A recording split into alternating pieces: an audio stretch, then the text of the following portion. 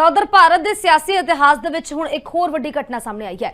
Parliament ਦੇ ਬਾਹਰ ਵਿਰੋਧੀ ਧਿਰਾਂ ਦਾ ਪ੍ਰਦਰਸ਼ਨ ਲਗਾਤਾਰ ਜਾਰੀ ਹੈ ਤੇ ਇਸੇ ਦੌਰਾਨ ਕਾਲੇ ਕੱਪੜਿਆਂ ਦੇ ਵਿੱਚ ਵਿਰੋਧੀ ਧਿਰਾਂ ਦੇ ਸੰਸਦਾਂ ਦੇ ਵੱਲੋਂ ਪ੍ਰਦਰਸ਼ਨ ਕੀਤਾ ਜਾ ਰਿਹਾ ਹੈ। ਵਿਰੋਧੀ ਧਿਰਾਂ ਦੇ ਆਗੂ ਰਾਹੁਲ ਗਾਂਧੀ ਵੀ ਇਸ ਪ੍ਰਦਰਸ਼ਨ ਦਾ ਹਿੱਸਾ ਬਣ ਰਹੇ ਨੇ। ਪੰਜਾਬ ਕਾਂਗਰਸ ਦੇ ਸੰਸਦ ਵੀ ਇਸ ਪ੍ਰਦਰਸ਼ਨ ਦਾ ਹਿੱਸਾ ਬਣ ਰਹੇ ਨੇ, ਇਸ ਦੇ ਵਿੱਚ ਸ਼ਾਮਲ ਨੇ।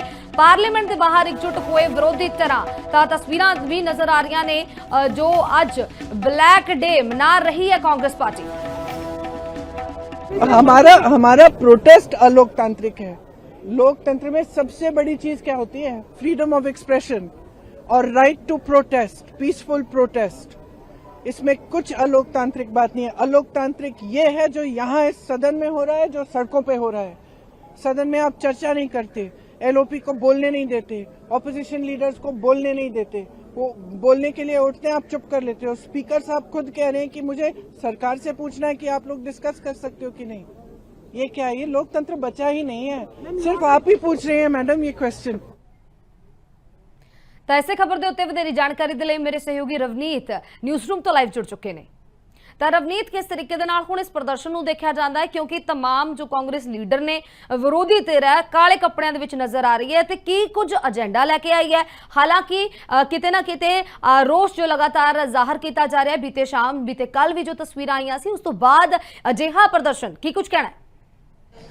बिल्कुल, क्योंकि जिस तरीके के नाल लगातार ये कार्रवाई चल रही है और तुसीं देखिया कि इस तरीके पहली बार होया है जो राहुल गांधी ते जिहड़े कांग्रेस के एमपीज़ ने या फिर इंडिया अलायंस के जिन्ने भी एमपीज़ ने उन्होंने वालों काले कपड़े पा के रोस जाहिर किया जा रहा है, यानी कि ब्लैक डे अनाउंस किया गया है। 13 अगस्त तक पार्लीमेंट के विच मॉनसून की जो सैशन की कार्रवाई चलनी है। इस तो पहला क्योंकि लगातार जिस तरीके के नाल पेपर लीक ਦਾ ਪੂਰਾ ਮਸਲਾ ਜਿਹੜਾ ਸੀ ਉੱਠ ਰਿਹਾ ਸੀ, ਨੀਟ ਐਗਜ਼ਾਮ ਦਾ ਜਾਂ ਫਿਰ ਹੋਰ ਕਈ ਐਗਜ਼ਾਮ ਜਿਹੜੇ ਨੇ ਉਹ ਪਿਛਲੇ ਕਈ ਮਹੀਨਿਆਂ ਦੇ ਵਿੱਚ ਜਿਹੜੇ ਲੀਕ ਹੋਏ ਨੇ ਉਸ ਨੂੰ ਲੈ ਕੇ ਲਗਾਤਾਰ ਪ੍ਰੋਟੈਸਟ ਕੀਤਾ ਜਾ ਰਿਹਾ ਤੇ ਸਿੱਖਿਆ ਮੰਤਰੀ ਧਰਮੇਂਦਰ ਪ੍ਰਧਾਨ ਦੇ ਅਸਤੀਫੇ ਦੀ ਲੰਬੇ ਸਮੇਂ ਤੋਂ ਮੰਗ ਕੀਤੀ ਜਾ ਰਹੀ ਹੈ। ਕਾਕਰੋਚ ਜਨਤਾ ਪਾਰਟੀ ਦੀ ਅਗਰ ਗੱਲ ਕਰੀਏ ਤੇ ਅੱਜ ਉਹਨਾਂ ਦੇ ਪ੍ਰਦਰਸ਼ਨ ਦਾ 33ਵਾਂ ਦਿਨ ਹੈ ਔਰ ਉਹਨਾਂ ਦੇ ਵੱਲੋਂ ਜੰਤਰ ਮੰਦਰ ਦੇ ਉੱਪਰ ਪ੍ਰਦਰਸ਼ਨ ਕੀਤਾ ਜਾ ਰਿਹਾ ਸੀ। ਔਰ ਹਾਲਾਂਕਿ ਇਸ ਸਭ ਦੇ ਵਿਚਾਲੇ ਜੋ ਕੇਂਦਰੀ ਮੰਤਰੀ ਨੇ ਜੇਪੀ ਨੱਡਾ ਉਹਨਾਂ ਦੇ ਵੱਲੋਂ ਮੁਲਾਕਾਤ ਵੀ ਕੀਤੀ ਗਈ। ਬੀਤੇ ਕੱਲ ਐਨਡੀਏ ਦੀ ਮੀਟਿੰਗ ਹੁੰਦੀ ਹੈ, ਐਨਡੀਏ ਦੀ ਮੀਟਿੰਗ ਦੇ ਵਿੱਚ ਪ੍ਰਧਾਨ ਮੰਤਰੀ ਨੇ ਇਸ ਗੱਲ ਦਾ ਜ਼ਿਕਰ ਕੀਤਾ ਕਿ ਜਿਨ੍ਹਾਂ ਦੀ ਗਲਤੀ ਹੈ, ਯਾਨੀ ਕਿ ਜੋ ਮੁਲਜ਼ਮ ਨੇ ਨੀਟ ਲੀਕ ਪੇਪਰ ਮਾਮਲੇ ਦੇ ਵਿੱਚ ਉਹਨਾਂ ਦੇ ਉੱਪਰ ਸਖਤ ਕਾਰਵਾਈ ਹੋਏਗੀ ਔਰ ਉਹਨਾਂ ਨੂੰ ਸਖਤ ਸਜ਼ਾ ਜਿਹੜੀ ਦਿੱਤੀ ਜਾਏਗੀ। ਤੁਹਾਡੇ ਯਾਦ ਹੋਣਾ ਹੈ ਕਿ ਜਦੋਂ ਇਹ ਪੇਪਰ ਲੀਕ ਹੁੰਦਾ ਹੈ ਤਾਂ ਉਸ ਤੋਂ ਬਾਅਦ ਤਕਰੀਬਨ 20 ਤੋਂ 21 ਜਿਹੜੇ ਵਿਦਿਆਰਥੀ ਸੀ ਉਹਨਾਂ ਨੇ ਸੁਸਾਈਡ ਕਰ ਲਿਆ ਸੀ ਔਰ ਇਸੇ ਚੀਜ਼ ਨੂੰ ਲੈ ਕੇ ਕਾਕਰੋਚ ਜਨਤਾ ਪਾਰਟੀ ਮੰਗ ਇਹ ਕਰ ਰਹੀ ਹੈ ਕਿ ਧਰਮੇਂਦਰ ਪ੍ਰਧਾਨ ਅਸਤੀਫਾ ਦੇਣ, ਲੇਕਿਨ ਹਜੇ ਇਸ ਤਰੀਕੇ ਹੁੰਦਾ ਹੋਇਆ ਨਜ਼ਰ ਨਹੀਂ ਆ ਰਿਹਾ। ਦੂਜੇ ਪਾਸੇ ਕੇਂਦਰ ਸਰਕਾਰ ਦੇ ਉੱਪਰ ਦਬਾਅ ਵੀ ਬਣਦਾ ਜ਼ਰੂਰ ਦਿਖਾਈ ਦੇ ਰਿਹਾ ਕਿਉਂਕਿ ਜਿਸ ਤਰੀਕੇ ਦੇ ਨਾਲ ਜੇਪੀ ਨੱਡਾ ਨੇ ਜੋ ਪ੍ਰਵਕਤਾ ਨੇ ਕਾਕਰੋਚ ਜਨਤਾ ਪਾਰਟੀ ਦੇ ਉਹਨਾਂ ਦੇ ਨਾਲ ਮੁਲਾਕਾਤ ਕੀਤੀ, ਉਹਨਾਂ ਨੂੰ ਭਰੋਸਾ ਦਿਵਾਇਆ और लगातार प्रोटेस्ट भी जारी है। 20 जुलाई ਨੂੰ लाठी चार्ज भी स्टूडेंट्स के उपर किया जाता है, लेकिन कल जिस तरीके दे नाल तमाम कांग्रेस के जिहड़े सीनियर लीडर सी जो MP सी ਉਹਦੇ ਵਿੱਚ ਭਾਵੇਂ ਸੁਖਜਿੰਦਰ ਸਿੰਘ ਰੰਧਾਵਾ ਹੋਣ, ਚਰਨਜੀਤ ਸਿੰਘ ਚੰਨੀ ਹੋਣ, डॉक्टर अमर सिंह होण, राहुल गांधी क्योंकि खुद उस प्रोटेस्ट ਦੇ ਵਿੱਚ शामिल सी, प्रियंका गांधी और मल्लिकार्जुन खड़गे भी उत्थे मौजूद सन। और ये चीज़ तो जरूर साफ होता है कि कोई पहला प्लैनिंग नहीं एक हिसाब की कांग्रेस के वलों की गई सी। अचानक शाम को एक प्लैनिंग की जाती है जिस तो बाद PM की रिहाइश के नेड़े तमाम कांग्रेस के लीडर पहुँचते हैं, हथकड़ियाँ लैके वो पहुँचते हैं और जिस तो बाद डिटेन भी किया गया। इस पूरे प्रोटेस्ट की प्रियंका गांधी, राहुल गांधी ते अखिलेश यादव अगवाही कर रहे हैं। हालांकि उन्होंने डिटेन भी बीते शाम कर लिया गया, 3 घंटे उन्होंने हिरासत के विच रखा गया, बाद में छड्ड दिता गया। सोनिया गांधी खुद ग्राउंड जीरो ते उतरते हैं और प्रियंका गांधी के नाल मुलाकात करने के लिए जाते हैं। और ये सिर्फ नीट का जो पेपर लीक होया कला उही मुद्दा नहीं है, होर भी कई मुद्दे ने, चाहे फिर E20 पेट्रोल का मुद्दा होवे। इस चीज़ को भी लैके लगातार बीजेपी के उपर हमलावर कांग्रेस होंदी हुई नजर आ रही है। दूजे पासे आम आदमी पार्टी लगातार केंद्र सरकार के उपर सवाल खड़े कर रही है कि आखिरकार नौजवानों के उपर जो एजुकेशन की लड़ रहे हैं, जो सिस्टम को सुधारन के लिए लड़ रहे हैं, उन्होंने उपर लाठी चार्ज क्यों? आम आदमी पार्टी ये भी कहती कि कांग्रेस के वलों जिस तरीके के नाल कल प्रदर्शन किया गया, ये जो 33 दिनों तो जो काकरोच जनता पार्टी उन्होंने प्रोटेस्ट को दबाने की एक कोशिश सी, यानी कि वो ये कह रहे हैं कि मिली भुगत सी बीजेपी और कांग्रेस के वलों मिलकर सारिया चीज़ां कीतियां जा रही। लेकिन फिलहाल ये प्रोटेस्ट लगातार जारी है और ब्लैक डे के वजों जो कांग्रेस के या जो इंडिया अलायंस के जो लीडर ने उन्होंने वलों अज काले कपड़े पा के अज काला दिन मनाया जा रहा है। जी रवनीत ਤਾਂ ਅੱਗੇ ਰੁਕ ਕਰ ਲੈਂਦੇ ਆ ਮੇਰੇ ਸਹਿਯੋਗੀ मोहम्मद हबीब दा जो कि दिल्ली तो लाइव जुड़े हुए हैं साढ़े नाल।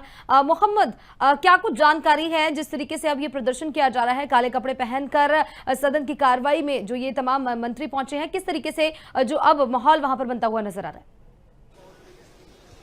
जी बिल्कुल, मैं आपको बता दूं कि मेरी जो मौजूदगी है वो दिल्ली के जनता मंतर पर है, जहां पर आज सुबह से ही बारिश हो रही थी, लेकिन यहां सीजेपी का जो प्रदर्शन है वो भी जारी है। और उधर मानसून सत्र का आज तीसरा दिन है, वहां भी जो है वो काले कपड़े पहन करके विपक्ष जो है बराबर विरोध प्रदर्शन कर रहा है। जिस तरह से कल विपक्ष ने जो है वो प्रदर्शन किया और उनको डिटेन करके कल देर रात छोड़ा गया, उसके बाद जो है वो बहुत ज्यादा हंगामा हो गया और उसके बाद जो है यहां पर भी प्रदर्शनकारी जो है वो पहुंच रहे हैं धीरे धीरे, और यहां पर भी जो सीजेपी का प्रदर्शन है वो बराबर जारी है। और साथ के साथ मैं आपको दिखा दूं, पुलिस भी पूरी मुस्तैद है और आरएएफ के जवान भी यहां मुस्तैद है। पूरी तैयारी के साथ यहां भी पुलिस है कि जो है किसी भी तरह का कोई अप्रिय घटना यहां पर ना हो पाए। मैं आपको दिखा दूं कि आज भी जो है वो प्रोटेस्ट यहां पर जारी है और जो है वो बराबर जो विपक्ष के नेता हैं, चाहे वो समाजवादी पार्टी के नेता हों या कांग्रेस के जी,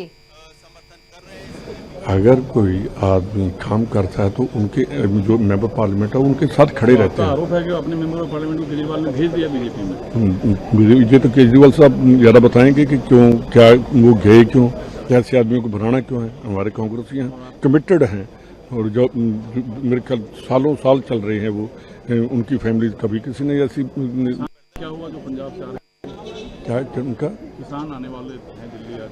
देखिए, किसानों के ये गवर्नमेंट हमेशा किसानों के अगेंस्ट रही है और उनको रोकना ये बहुत शर्मनाक बात है कि अगर अपनी राजधानी में आकर अपना प्रोटेस्ट नहीं कर सकते, इनको चाहिए कि उनके मंत्री जो हैं इनकी गवर्नमेंट के, उनके साथ बात करें कि बताओ तुम्हारी क्या प्रॉब्लम है, कैसी है, क्या बात है। वहाँ आदमी भेज देना चाहिए। अगर उनको यहाँ नहीं आने देना तो वहाँ भेज दो किसी को। तो उनको ऐसे गर्मी में, धूप में और बरसात में किसान खड़ा है जो देश का अन्नदाता है, बहुत ही सब क्या चाहते हैं, मेरा ख्याल देश को बर्बाद होगा। सर